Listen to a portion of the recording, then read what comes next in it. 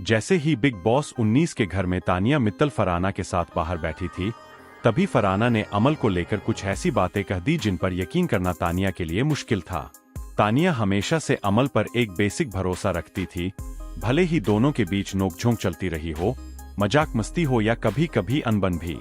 लेकिन फरहाना ने दावा किया कि फिनाले नजदीक आते ही अमल तानिया को गेम से बाहर करवाने की कोशिश में था।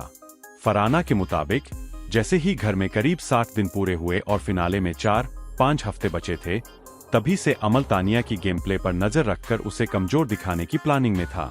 फरहाना ने तो यहाँ तक कह दिया कि तू बहुत स्मार्ट है, वरना अगर अमल की प्लानिंग में फंस जाती तो अब तक बाहर हो चुकी होती।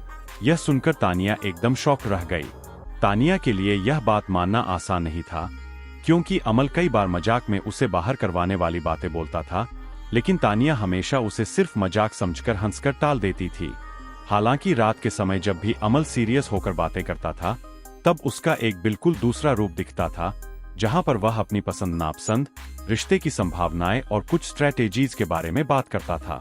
तानिया इन्हीं बातों को असली समझ बैठी थी और उसे यकीन ही नहीं था कि अमल किसी तरह से उसे गेम में नुकसान पहुंचाने के बारे में सोच सकता है।